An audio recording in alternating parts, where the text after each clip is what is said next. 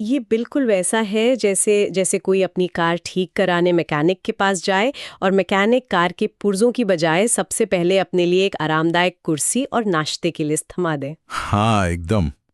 सुनकर ही कितना अजीब लगता है ना। बिल्कुल।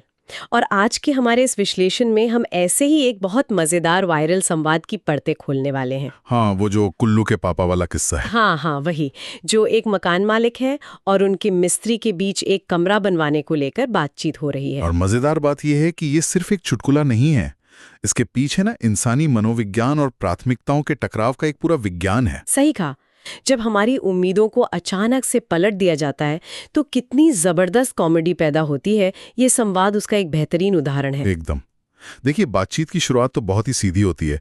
कुल्लू के पापा कहते हैं कि मिस्त्री साहब, एक कमरा बनवाना है। और मिस्त्री पूछता है कि कहाँ बनवाना है। हाँ, तो जवाब मिलता है कि यहाँ ऊपर बनवाना है। हम्म। जिस पर मिस्त्री आराम से कहता है, बन जाएगा। यहाँ तक तो सब कुछ एकदम नॉर्मल लग रहा है।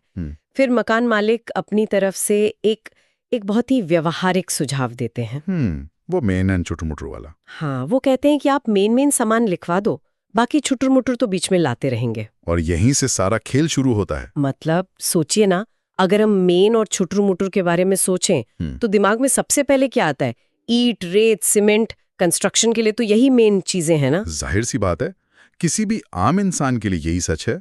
मकान मालिक तो पूरी तरह से घर बनाने के नजरिए से ही सोच रहा है। बिल्कुल। लेकिन कहानी में असली मोड़ तब आता है जब मिस्त्री असल में अपनी मेन वाली लिस्ट लिखवाना शुरू करता है। अरे वो लिस्ट तो मतलब वो कहता है कि हाँ जी लिखो, 30 बीड़ी के बंडल, 80 गुटके, 10 कुबेर और चाय तो तुम 2 टाइम पिलवा ही दोगे। मतलब उसने तो पूरी की पूरी जो अर्थशास्त्र की थ्योरी है ना, उसको ही पलट कर रख दिया।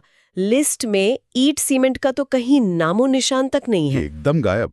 ऐसा लग रहा है जैसे किसी प्रोजेक्ट में हार्डवेयर, मतलब जो ईंट और सीमेंट है, उसे ज्यादा सॉफ्टवेयर को प्राथमिकता दी जा रही हो। हाँ, लेकिन पता है, मैं इस हार्डवेयर सॉफ्टवेयर वाली बात से ना पूरी तरह से सहमत नहीं हूँ। अच्छा, तो फिर आप इसे किस तरह से देखते हैं? देखिए, सॉफ्टवेयर एक मशीन को निर्देश देता है, लेकिन मिस्त्री की ये जो लिस्ट है ना, बीड़ी, गुटका, कुबेर, ये असल में वो ईंधन है जो उसके शरीर के इंजन को चालू रखता है। एकदम सही पकड़ा आपने।